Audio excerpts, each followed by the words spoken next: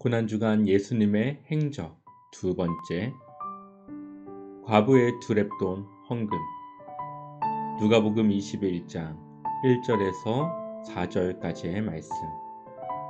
예수께서 눈을 들어 부자들이 헌금함에 헌금 넣는 것을 보시고 또 어떤 가난한 과부가 두렙돈 넣는 것을 보시고 이르시되, 내가 참으로 너희에게 말하노니 이 가난한 과부가 다른 모든 사람보다 많이 넣었도다. 저들은 그 풍족한 중에서 헌금을 넣었거니와 이 과부는 그 가난한 중에서 자기가 가지고 있는 생활비 전부를 넣었느니라 하시니라. 아멘. 고난주간 둘째 날입니다. 오늘 예수님의 행적 중 눈에 띄는 것은 두렙돈의 헌금을 드린 과부 이야기입니다. 오늘 예수님의 모습은 뭔가 이상합니다. 예수님은 제자들과 함께 성전 헌금함 앞에서 사람들의 헌금하는 것을 지켜보고 계십니다. 사람들이 얼마의 헌금을 내는지 지켜보고 계신 것입니다. 예수님께서 왜 사람들이 헌금하는 것을 보고 계셨는지 함께 묵상해 보도록 하겠습니다. 예수님은 많은 사람들이 헌금을 하지만 유독 가난한 과부가 드린 두렙돈을 특별하게 보십니다. 누가복음 21장 4절 말씀. 저들은 그 풍족한 중에서 헌금을 넣었거니와 이 과부는 그 가난한 중에서 자기가 가지고 있는 생활비 전부를 넣었느니라 하시니라. 마가복음에서는 여러 부자라고 표현하고 있는데 그들은 사람들이 보는 앞에서 과시하며 헌금을 드립니다. 당시 헌금함은 돈이 떨어지는 순간 동전 떨어지는 소리가 났습니다. 그 소리를 통해 헌금이 많은지 적은지를 알 수 있었습니다. 부자들은 동전 소리를 많이 내며 자신들이 헌금을 많이 낸다는 것을 사람들에게 자랑하고 싶었습니다. 그러나 가난한 과부는 자신이 가진 생활비 전부인 두렙돈을 헌금으로 드렸습니다. 부자가 드린 헌금과 달리 과부의 헌금 액수가 기록되어 있습니다. 두렙돈의 돈은 지금으로 따지면 얼마의 가치를 두고 있는 금액일까요? 렙돈은 구리로 만든 동전입니다. 당시 은보다는 가치가 한참 떨어지는 돈이었습니다. 보통 한 데나리온이라고 하면 성인 남자 하루 일당입니다. 하루 일당을 10만 원이라고 가정한다면 한 렙돈은 한 데나리온의 100분의 1의 가치를 가지고 있기 때문에 1,000원 정도라고 볼 수 있습니다. 두렙돈을 들었으니 이 과부가 드린 헌금은 대략 지금 우리의 기준으로 2,000원 정도라고 볼 수 있습니다. 당시 다른 부자들이 냈던 헌금은 과부의 두렙돈보다 훨씬 많은 헌금을 했을 것입니다. 그런데 예수님은 이렇게 말씀하십니다. 누가복음 21장 3절. 이르시되, 내가 참으로 너희에게 말하노니 이 가난한 과부가 다른 모든 사람보다 많이 넣었도다. 다른 부자들이 제법 많은 헌금을 했을 것입니다. 그런데 그들이 낸 모든 헌금보다 이 과부의 두렙돈의 헌금이 더 많이 들었다고 말씀하십니다. 무슨 의미일까요? 예수님은 헌금의 액수를 말씀하시는 것이 아니었습니다. 이 말씀의 핵심은 마음의 중심입니다. 부자는 많은 헌금을 드렸지만 자신을 과시하며 사람들이 보란듯이 헌금을 드렸습니다.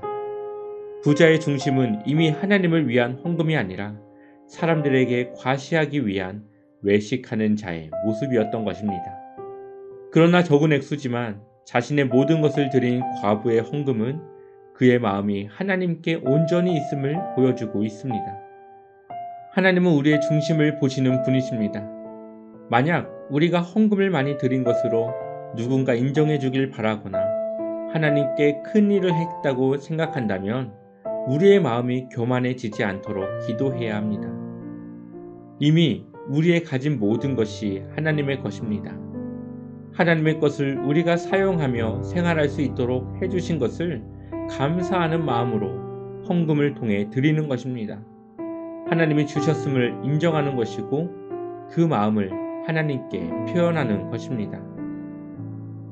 누가복음 12장 34절을 보면 너희 보물이 있는 곳에는 너희 마음도 있으리라.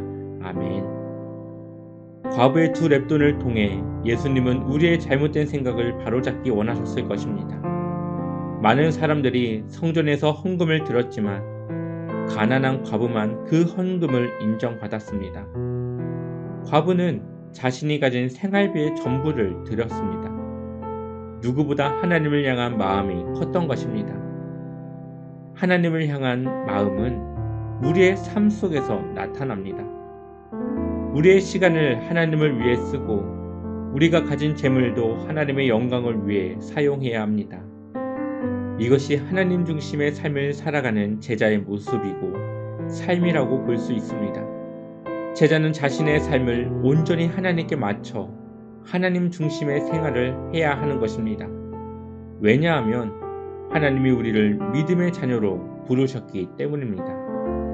디모데후서 2장 4절을 보면 병사로 복무하는 자는 자기 생활에 얽매이는 자가 하나도 없나니 이는 병사로 모집한 자를 기쁘게 하려 함이라. 아멘.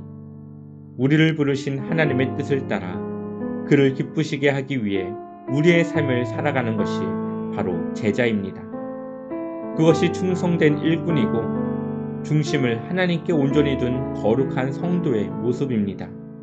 과부의 두 렙돈은 하나님 앞에서 누구보다 많은 헌금이었습니다.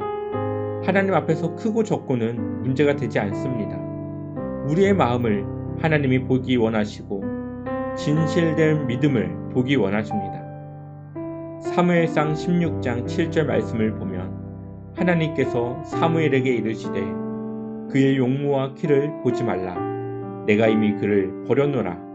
내가 보는 것은 사람과 같지 아니하니 사람은 외모를 보거니와 나 여호와는 중심을 보느니라 하시더라. 아멘. 중심을 보시는 하나님을 우린 속일 수 없고 감출 수 없습니다. 하나님은 우리의 중심을 정확히 보시는 분이십니다. 오늘도 하나님은 우리에게 하루를 허락하셨습니다. 오늘 우리가 해야 할 것은 먼저 하나님께 믿음의 중심을 나타내 보이는 것입니다. 우리의 주어진 삶 속에서 내가 맞이하는 모든 상황 속에서 우리의 중심이 하나님께 있다면 그분께 우리를 올바른 믿음의 삶으로 인도하여 주실 것입니다. 고난주간 두 번째 묵상의 내용입니다. 혹시 하나님이 아닌 사람들에게 잘 보이기 위한 신앙생활의 모습이 있었습니까? 또 오늘 말씀을 묵상하며 떠올렸던 내 자신의 부끄러운 모습은 무엇이었습니까? 오늘 내 믿음을 하나님께 증명하고 하나님을 기쁘시게 하기 위해 할 수 있는 것은 무엇입니까? 오늘 이 두 가지 묵상을 놓고 오늘 하루 하나님께 우리의 중심을 드러내고 나타내시기를 축원합니다.